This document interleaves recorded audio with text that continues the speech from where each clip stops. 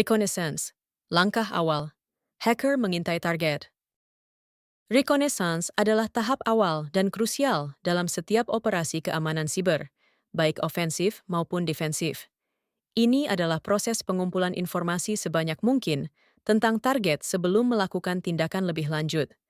Tujuannya adalah untuk memahami sistem, infrastruktur, dan bahkan perilaku manusia yang terkait dengan target.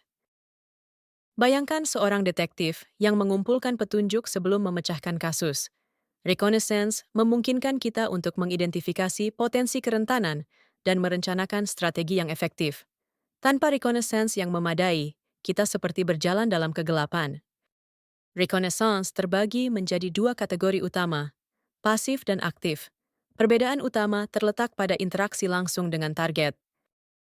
Pasif reconnaissance melibatkan pengumpulan informasi tanpa berinteraksi langsung dengan sistem target. Kita hanya mengandalkan sumber informasi publik yang tersedia. Ini seperti membaca koran atau mencari informasi di internet. Active reconnaissance melibatkan interaksi langsung dengan sistem target untuk mengumpulkan informasi. Ini bisa berupa pemindaian port atau mencoba mengakses layanan tertentu. Tentu saja, ini lebih berisiko karena dapat terdeteksi. Ada banyak tools yang dapat digunakan untuk reconnaissance, masing-masing dengan kelebihan dan kekurangannya. Beberapa yang paling umum meliputi Google Dorking adalah teknik menggunakan operator pencarian Google untuk menemukan informasi sensitif yang tidak seharusnya dipublikasikan. Ini bisa berupa file konfigurasi, halaman login, atau bahkan database yang terbuka.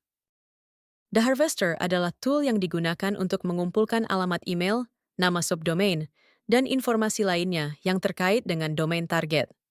Ini sangat berguna untuk memahami struktur organisasi dan mengidentifikasi potensi target. Shodan adalah mesin pencari untuk perangkat yang terhubung ke internet. Kita dapat menggunakan Shodan untuk menemukan perangkat dengan konfigurasi yang rentan atau menggunakan versi perangkat lunak yang usang. Metadata adalah data tentang data. File dokumen, gambar, dan video seringkali mengandung metadata yang dapat memberikan informasi berharga tentang pembuat, tanggal pembuatan, dan lokasi. Informasi ini dapat digunakan untuk mengidentifikasi target potensial atau memahami kebiasaan mereka. Misalnya, metadata foto yang diunggah ke media sosial dapat mengungkapkan lokasi rumah atau kantor seseorang. OSINT, Open Source Intelligence, adalah praktik mengumpulkan dan menganalisis informasi dari sumber publik. Ini adalah komponen penting dari reconnaissance. Bayangkan sebuah perusahaan yang ingin menguji keamanan sistem mereka. Mereka dapat menggunakan OSINT untuk mengumpulkan informasi tentang karyawan, infrastruktur, dan mitra bisnis mereka.